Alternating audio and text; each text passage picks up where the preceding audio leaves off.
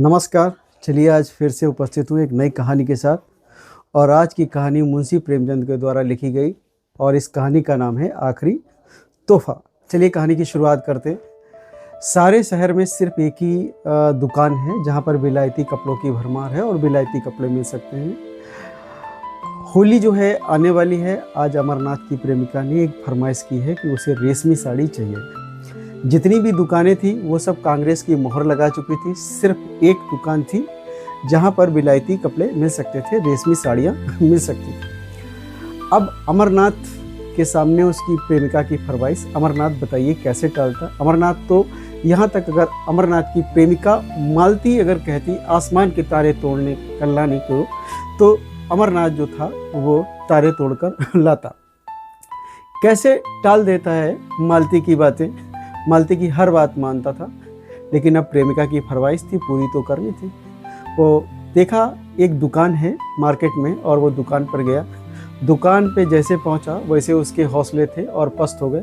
खुद पढ़ा लिखा था, देश की आज़ादी के बारे में बहुत अच्छे से जानता था और जानता था कि उस समय लोग खद्दर पहनते थे और खुद स्वयं खद्दर पहनता था। लेकिन अपनी प्रेमिका की फरमाइश के लिए वो एक दुकान पर चला गया। देखा क्या वहाँ पर जो वॉलंटियर्स थे, स्वयं सेवक जो लोग थे, वो आसपास दुकान के सामने खड़े हुए थे। कुछ तमाशाई दुकान के सामने खड़े हुए थे। हिम्मत ना हुई। धीरे धीरे जैसे बरामदे के पास पहुँचा जैसे बरामदे के पास पहुँचा वैसे एक पंडित जी मिले। कहले क्या बात भाई अमरनाथ, क्या रेशमी कपड़े पहनते हो? तुम तो रेशमी कपड़े नहीं पहनते हो, फिर यहाँ पर कैसे? फिर बोले मैं रेशमी कपड़े तो नहीं पहनता हूँ, लेकिन मेरी प्रेमिका की फरमाइश है रेशमी कपड़ों की, तो मुझे पूरी तो करना है। कहले अरे अमरनाथ तुम और कैसे मतलब अपनी प्रेमिका की फरमाइश है? महिलाओं ने अगर फरमाइश की है तो उसे टाल भी सकते हो। जाओ एक बॉक्स ले जाओ और बॉक्स में ले जाओ और उस बॉक्स को जला दो और जलाकर बॉक्स अपनी प्रेमिका पत्नी के सामने ले जाओ और कह दो कि ये मैं साड़ी लाया। और वहाँ के जो स्वयं सेवक के लोग थे उन्होंने साड़ी छीन कर जला दी। तो वो कहने लगा ना, ये बहाने महिलाएं जान जाएंगी और ये बहाना नहीं चलेगा। तो पंडित जी कहते हैं, पंडित जी दूसरा बहाना सोचते, कहते जाओ खद्दर की दिला दो जाके ऐसे रेशमी जैसे। तो अमरनाथ कहने लगा कि महिलाएं हैं, ये पहचान जाएंगी। हालांकि अमरनाथ को अपनी प्रेमिका मालती की बात को पूरा करना चाहिए था। तो उसने कहा ठीक है, अब तुम कोई बहाने भी नहीं कर पा रहे हो, कुछ टाल भी नहीं पा रहे हो, तो शाम को आना। पीछे वाले रास्ते से एक पिछवाड़े वाले दरवाजे से एक रास्ता है, अंदर एंट्री करना और एंट्री करके साड़ी ले लेना। अब शाम बीतने के बाद धीरे से मौका पाते अंदर दाखिल हुआ और दुकानदार से एक रेशमी कलर की साड़ी ली और उसे पैक करवाया। और जैसे जाने लगा एक बुढ़िया से टकरा गया। बुढ़िया और उसके बीच गाली गलौज हो गई। बुढ़िया ने उसे कहा अंधे कहीं के ये वो फलाना टाइम का। जैसे वो चला तो देखा क्या, एक नारंगी कलर की केसरिया कलर की एक जो महिला थी वो साड़ी पहने हुए खड़ी थी। उसने कहा साहब रुकिए।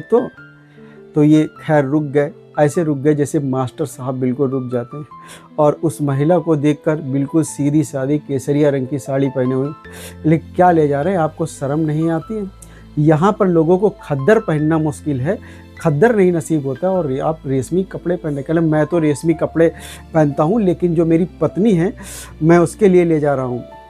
कहले आप पत्नी को समझा भी तो सकते हैं। तो कहले नहीं, मेरी पत्नी ने बहुत ज़िद्दी है और वो समझेगी नहीं। कहले ठीक है, आप ये मेरी चूड़ियाँ ले लीजिए और ये मेरी चूड़ियाँ पहन लीजिए।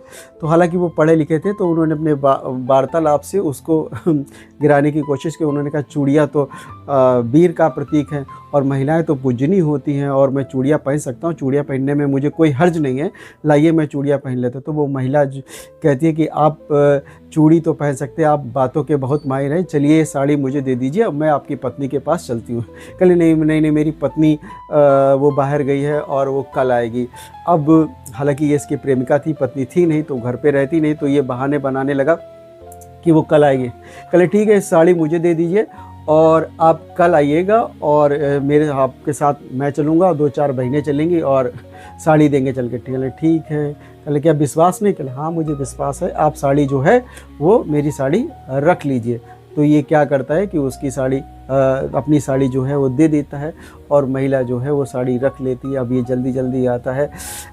ये मालती की तरफ तो इसके कदम बढ़ रहे थे, लेकिन इसका दिल जो था उस सीधी सादी लड़की की तरफ ठहर गया था और ये सोचने लगा, देखो मैं अभी तक जिसे हीरा समझकर अपने दिल में लगाए हुए था, वो हीरा नहीं बल्कि एक मिट्टी का टुकड़ा था। ये टेलर की दुकान पे गया और खद्दर लेकर गया। खद्दर का कपड़ा कहने लगे मेरे कपड़ा सिलो। तो टेलर मास्टर ने मना कर दिया, नहीं होली का सीज़न है, मैं कपड़े नहीं सिलवा। यह मुंह मांगे दाम देता है और 2 जोड़ कुर्ते पैजामे सिलाता है और फिर जाता है मालती के पास और मालती से कहता है कि ऐसी ऐसी। मालती के पास जाता है तो मालती कहती साड़ी नहीं लाए? नहीं। क्या मिली नहीं होगी? नहीं मिली थी। तो फिर क्यों नहीं लाए? तो कहा रास्ते में एक महिला थी और उसने इस तरीके से साड़ी सील ली। तो बहुत गुस्सा हो गई, कहने लगी सोचो अगर मैं तुम्हारे लिए कुछ लाऊं और मेरे आगे कामदेव भी आ जाए और मेरी साड़ी छीन ले तो मैं तो उनको नहीं दूंगी, और तुम मेरी साड़ी कैसे दे आए? कहले कल आएगी और साड़ी देगी। कहले तुम्हें इतना विश्वास वो कल आएगी साड़ी देगी? तो कहले लेकिन कल तुमको मेरे घर पे आने पड़ेगा। तो कहता है मैं कैसे आऊँगी तुम्हारे घर में? तुम्हें तो आना पड़ेगा, मैं भी तो तुम्हारे घर पे बुलाने के लिए जाता। तो ये कहता है देखो मेरी सैलरी 500 रुपये है और मैं सीधा साधा आदमी हूँ और मैंने तुम्हें हमेशा पत्नी के रूप में स्वीकार किया है, क्या तुम मेरी पत्नी बनोगी? क्या आगे चल के हम और तुम जो एक प्रेमी हैं और कल को क्या हम पति पत्नी बन सकते? तो वो कहता है देखो मैं जो तुम जितना भी सोच सकती हो मैं उससे अच्छा पति बनने की कोशिश करूँगा। लेकिन मालती जो होती है, मालती ने अपने जीवन भर मोहब्बतों की बाजीगरी और प्रेम के प्रदर्शन में बीती। जैसे एक चिड़िया कई डालों पर बैठी हो तो वह एक डाल की कैसे आदी हो सकती है। जैसे कई तरीक़ों की सूखी रोटी खाने वाला एक तरीके की कई तरीक़ों की मालपुआ खाने वाला सूखी रोटी कैसे खा सकता है। लेकिन जो मालती थी वो प्रेम के बंधनों में नहीं बंधना चाहती थी, लेकिन उसकी ईमानदारी देखकर वो राज़ी हो गई। वो कहने लगी ठीक है मैं तुमसे शादी करूँगी और कल भी मैं मिलने आऊँगी। तो भाई अब कल होता है और ये मालती के पास जाता है और मालती से कहता है कि मालती चलो जल्दी चलो घर पे। कहते वो कहती नहीं मैं सच समझ रहा। वो सजने संवरने में बहुत समय लेते हैं। तो वो कहता है अरे ऐसे कौन सी हूर की परी आ रही जो तुम इतना समझ। तो कहते तुम पुरुष हो तुम नहीं समझोगे। मालती ने कल उसकी अमरनाथ की भंगिमाएँ देख ली थी, वो समझ गई थी खतरा है, तो इस खतरे को टालने के लिए ज़्यादा सज रही थी और ज़्यादा खूब सजती है। और ये तब तक उधर जाता है और वहाँ पर उस महिला खड़ी हुई मिलती है और महिला को लेता है और तांगे पर बैठाल के 15 मिनट पे घर पे आता है। जब ये पहुंचती है तो वो महिला देखती है, उसको ऐसा लगता है कि कोई सजी सबरी कोई घमंडी लड़की है और ज़बरदस्ती इसको यहाँ पे बैठाला गया है। जैसे ही पहुंचती है तो कहती है कि आप फिर वही उसका डायलॉग होता है कि लोगों को खद्दर नहीं महसूस होता मिल रहा है वो तुम रेशमी साड़ी का। नहीं मुझे तो ये मेरे पति जो हैं ये ला के देते हैं, जो लाते हैं मैं पहन लेता हूँ। तो वो उसकी तरफ देखती कहती दे तो तुम्हारी गलती दे रहे हैं, सारी गलती तुम्हारी है, तुम जो कपड़े लाते हो ये पहनती। तो वो कहने लगी कि आप जो करती हैं एक खद्दर की साड़ी पहन ली, एक बिल्ला लगा लिया, इधर उधर घूम ली, पराए मर्द के साथ बातें कर ली, आपका कुछ कोई ईमान नहीं कोई धर्म नहीं, आपको कुछ काम करना नहीं, जो आपको शोभा देता है ये अच्छे घर की बहू बेटियों को शोभा नहीं देता है। इस तरीके से तमाम उसकी महिला की बेइज्जती करती है। और क्योंकि वो जानती थी कि मैं अपनी बातों से इसकी बेइज्जती कर दूँ तो ये हमेशा से मेरे जीवन के लिए ये हट जाएगी। हालांकि होता क्या है कि वो कहती है कि मैं नाउम्मीद होकर लौटूंगी, लेकिन इतनी नाउम्मीद होकर नहीं लौटूंगी। तो ये मैंने सोचा नहीं था। वही केसरिया रंग की साड़ी पहनी हुई लड़की जो क्या करती है, अपने हाथ में जो उसकी साड़ी रेशमी साड़ी होती है अमरनाथ को देती है और चलने लगती है। तो अमरनाथ भी बिल्कुल सीधा खड़ा हुआ था, उसके समझ में नहीं आ रहा था वो किसका सपोर्ट करे और किसका सपोर्ट नहीं करे।